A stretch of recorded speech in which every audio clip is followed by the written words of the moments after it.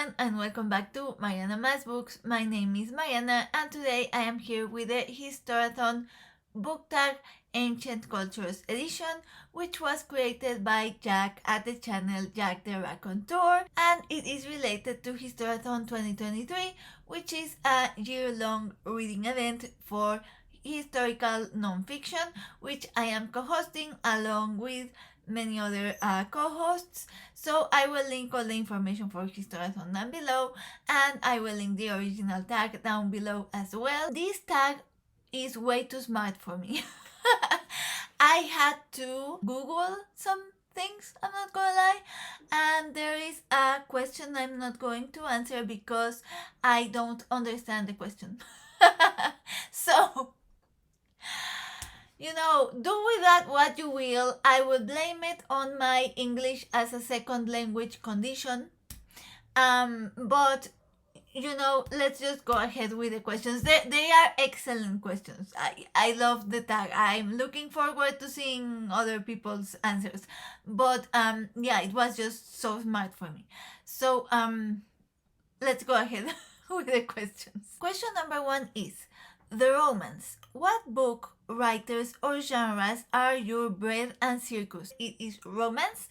Romance is my circus. Like, you can give me romance and I will be entertained. You know how the romance, like the whole concept of bread and circus was like, keep the people, give the people bread and circus, and they're happy, and you can basically do whatever you want in terms of government, but keep them happy. And so in the same way, romance is what I read to escape from life. I can be in the worst moment of my life. Things can be happening either in the world or in my life, but if I'm reading romance, I'm happy, I'm entertained, and I am ignoring the outside world. So I think romance is a perfect answer. Hello, this is Editing Me with a fun fact. Did you know that in the Hunger Games, if you have seen the Hunger Games, you know that the country or the territory where they are at is called Panem, and Panem is actually derived from Panem et circenses, which means bread and circus in Latin. If you have seen the Hunger Games and you know the premise, then you know why it is a brilliant reference to name the country Panem, because basically the Hunger Games were like the bread and circus of that apocalyptic future that is depicted in the Hunger Games. I am now realizing that this could have been my answer for question number 9, which you will see when you get there, but I already had an answer, so I want to keep that answer and insert this just as a fun fact.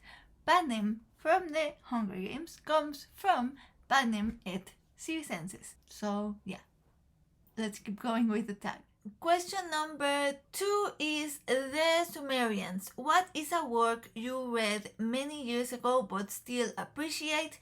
And I think anyone could answer this question, and it would be The Lord of the Rings. Definitely. I did reread The Lord of the Rings last year, but the first time I read Lord of the Rings, I was around 12, and it has been my favorite book since I read it at 12 years old, which is why I reread it last year, just to double check and make sure that, in fact, a book I read when I was 12 is still my favorite book.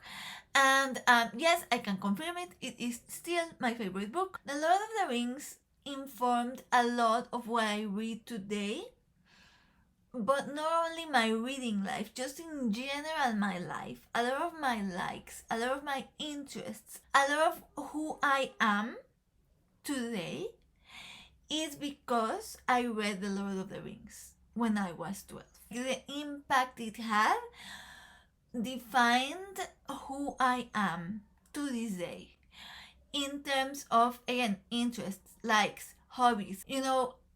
My interest in Nordic culture and Celts and Britain, everything comes from The Lord of the Rings. So, yes, That's for number 2. Question number 3 is the Shang. What is your favorite non-example to pillory? Yes, this is a question I don't understand. I had an idea of what pillory meant. And I'm excusing myself, English is my second language. I had an idea of what it meant, and I googled and I was right. But here's what's confusing me. It says your favorite non-example to pillory. And based on Jack's answer and Elizabeth's answer at Bookends and Books, who is the other video I've seen of this tag, they answered, according to my understanding, they answered books they don't like or they hate. I understand it as like they answer books they would pillory or put in the pillory. I don't know how is the correct way to say it. So, that makes sense to me. Like a book I don't like, I would put in the pillory. But it says a non-example to pillory, so for me that would mean a book I really liked because I don't want to put it in the pillory. But their answers are confusing me. So I'm going to skip that one. And you can just, ignore the fact that I skipped it. Question number 4. Early Basketmaker. Name an early work that points the way to later monuments. By this, what Jack meant was an earlier work of an author that leads to their later more monuments of works. So like their classic novels or like the books they are known for. So name a book, an earlier work by an author that leads to that monumental work. And here I'm going to kind of answer the question because I don't read a lot of complete bibliographies. So I will answer what is a book that I read first that led me to the monument of that author. And for that, I'm going to say Chronicle of a Death Foretold by Gabriel Garcia Marquez. That one I read when I was in high school. It was one of our mandatory reads in high school, and I read that one, and that was the first Garcia Marquez I read. I had never read him before, and I loved it so much that I then read 100 Years of Solitude, which I would consider his monument. Chronicle of a Death Foretold is actually a book that chronologically was written after 100 Years of Solitude, but I read it before, and that led me to 100 Years of Solitude. So in a way, I'm answering the question, even though I am not like really answering exactly what Jack meant, but that would be my answer. Question number 5 is the Babylonians. What book did you expect to be impenetrable but found quite easy to sink into? I could answer with the same 100 Years of Solitude. I wouldn't recommend it to anyone because it's a very particular kind of book, but personally I could really get into it and I loved it, and I still consider it one of my favorites, even though I haven't reread it in a while and I would like to reread it eventually. Question number 6 is the Persians. How do you organize your bookshelves? Well, I like to organize them by separating fiction and non-fiction. Like that's the main thing, and then I roughly separate read and unread books, but that's like I roughly separate because if I have a new book and I want to put it in the non-fiction shelf and the non-fiction shelf is full, I have no problem taking an unread book and put it in the read shelf. So the read is mostly read, but there are some unread, but I do try to separate fiction and non-fiction, except for the mostly read shelf where there are fiction and non-fiction mixed together. And then on in the top, very top, I keep my fantasy, my Tolkien collection. Question number 7. Ishango bone of Middle Stone Age Central Africa. How does the length of a work affect your reading experience? I prefer longer books. The longer a book is, the longer it stays with me. I'm a reader who gets attached to characters and who loves getting attached to characters. I'm a reader who, when I close the book, it doesn't stay there. It stays with me and I keep thinking about the characters and I'm thinking about them all the time. Like I will be in my daily life thinking, oh, I wonder what so and so are up to. And that happens more with longer works. I really like when long books, I read them over a long period of time. I spend more time with them and so I get more attached. But also because it takes me a long time, when I finish it, it feels like an accomplishment, and so that adds to the reading experience. That feeling of accomplishment remains with me, and so it's part of the package. Even for instance, non-fiction, like I read Children of Ash and Elm last year, and because it's chunky and it took me a long time to read, I think I was like 2 months reading that book, and I don't know, there are books that take me even longer than 2 months. Those types of books, they stay with me longer. I was thinking about, for instance, TV shows. So you know how before streaming existed, we used to watch shows on TV, and there was a day a week. A given TV show was on a given day, on a given hour, and so you watched one episode per week. And so if it was a 24 episode series, you would be watching for 24 weeks that season. And then you would wait, and then you would get another season and spend another 24 weeks. And so shows that were several seasons of 24 episodes, you spent years of your life watching that show on a weekly basis. And so those shows stay with you, and they you feel like you know these people, like they are real people. Versus binge culture, binging shows. You will binge a show, get obsessed for like a week, 2 weeks, a month, 3 months, I don't know, and then it fizzes out. And it's not the same as when you watched it week per week, where it stays with you forever.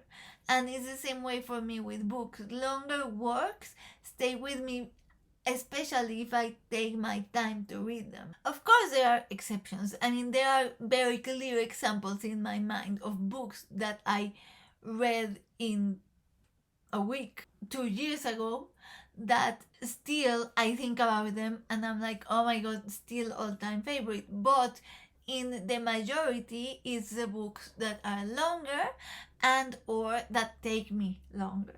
Question number 8. The Huns.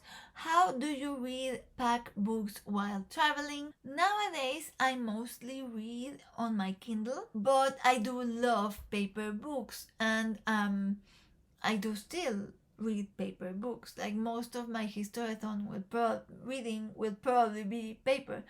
So I still pack paper books, and I used to pack like a gazillion paper books for a 1 week trip, but now I pack like one book, physical, or two books, and I pack my tablet usually, because, please don't laugh at me, but what I don't like about taking my Kindle is that it logs out of my Wi-Fi of my home, and I have to log into another Wi-Fi, and I get scared that I'm not going to be able to log back into the Wi-Fi of my home. I know it's stupid, but I usually don't take my Kindle. I usually take my tablet, and that's where I read. And now another addition are audiobooks.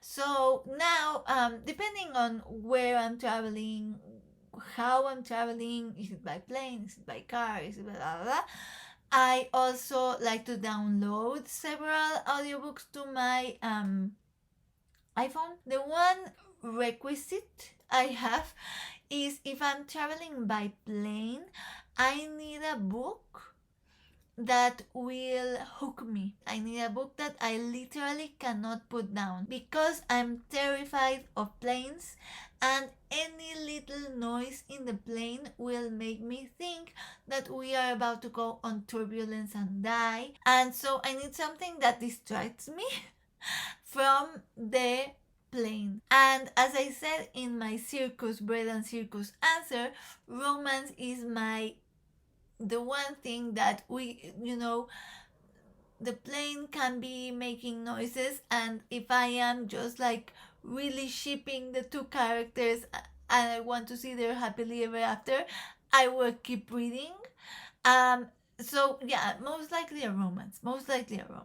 Then question number 9, the Aurignacian culture. What are your favorite pop culture references to ancient cultures? Okay, so for this question, I have to make a confession. I really wanted to think about like an obscure reference to sound very smart and intellectual, but I am me, so my reference is basic, but it's so good, pure gold, and I love it, and it's a masterpiece, and you cannot change my mind. But I have to show you because I'm not going to do it justice, so I will insert the clip. Why should Caesar get to stomp around like a giant while the rest of us try not to get smushed under his big feet? What's so great about Caesar? Brutus is just as cute as Caesar. Okay, Brutus is just as smart as Caesar. People totally like Brutus just as much as they like Caesar. And when did it become okay for one person to be the boss of everybody, huh? Because that's not what Rome is about. We should totally just stab Caesar! I really hope I was able to put the clip so you can watch it because it's hilarious.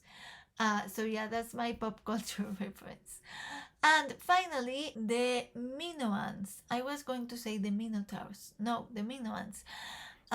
Establish trade routes and tag some booktubers. So if I was an ancient culture, I would go extinct right away because I would be the worst person to establish trade routes, and in the same way I never tag people when I do tags. But just for the sake of the question, I will say, and it doesn't count because Jack already tagged everyone, but I'm going to tag my co-hosts and the creator, being the creator of this of Historathon.